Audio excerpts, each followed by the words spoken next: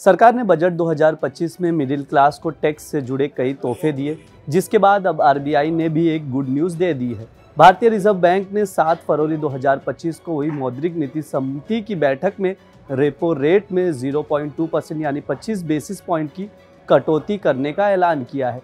ये कटौती लगभग 5 साल बाद की जा रही है, जिससे होम लोन लेने वालों को राहत मिलेगी। इससे पहले मई 2020 में आखिरी बार रेपो रेट में कटौती हुई थी। इस फैसले के बाद अब बैंकों के होम लोन की ब्याज दरें घटने की संभावना है। जैसा कि आप जानते हैं कि आज आरबीआई ने रेपो रेट को 6.5% से घटा के 6.25% यानी 6.25% कर दिया है। अब सबसे पहले समझने वाली बात यह है कि रेपो रेट होती क्या है। रेपो रेट का मतलब है वो रेट जिस रेट पर reserve bank of India commercial bank को लोन देता है, यानी कि जो कॉस्ट ऑफ कमर्शियल बैंक है। अब यानी ये जो रेपो रेट है जो 25 बेसिस पॉइंट घटी है, 25 बेसिस पॉइंट घटने का मतलब ये हो गया कि जो कॉस्ट ऑफ डिपॉजिट है वो कमर्शियल बैंक की कम हो गई है। उसका सीधा सीधा असर किस पे पड़ेगा? आपकी होम लोन की ईएमआई पे पड़ेगा, आपकी व्हीकल लोन की ईएमआई पे पड़ेगा, आपके पर्सनल लोन की ईएमआई पे पड़ेगा। अब ये किया क्यों गया है? इसको करने का सबसे बड़ा रीज़न था कि इकोनॉमिक ग्रोथ जो बजट में भी और इकोनॉमिक सर्वे में भी प्रोजेक्ट की गई थी 2025-26 के अंदर इकोनॉमिक ग्रोथ करीब 6.7% की प्रोजेक्ट की गई है।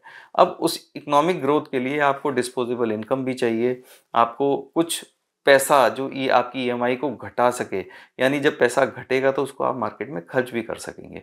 तो इसलिए ये इस तरह का डिसीज़न लिया गया है। और मैं आपको बता दूं कि जो रेपो रेट है लास्ट कब घटी थी?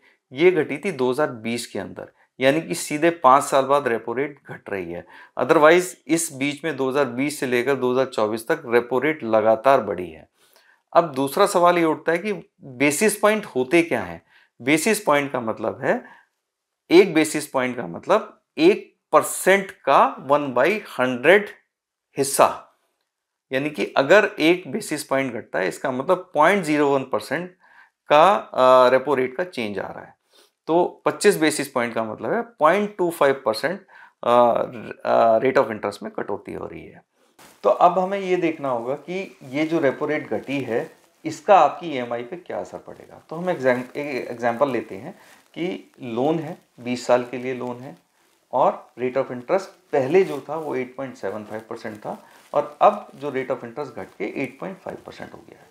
तो अगर हम 10 साल का आपका अगर 10 लाख रुपए का अगर आपका लोन है तो पहले आपको 8.75% ये पे करीब 8,837 रुपये की ईएमआई देनी पड़ती थी, जो कि अब घटे हुए रेट ऑफ इंटरेस्ट पे ये 8,678 रुपये ईएमआई हो जाएगी। यानी आपको जो नेट फ़ायदा है पर मंथ ईएमआई पे 159 रुपये यानी 159 रुपीज़ का होगा। अब एग्जाम्पल लेते हैं हम कि अगर आपका लोन 20 लाख रुपये था, 20 लाख रुपये था तो आपको पहले ईएमआई जो देनी पड़ती थी 17,674 रुपये की देनी पड़ती थी, जो कि अब घट के आपकी 17,356 रुपये हो जाएगी।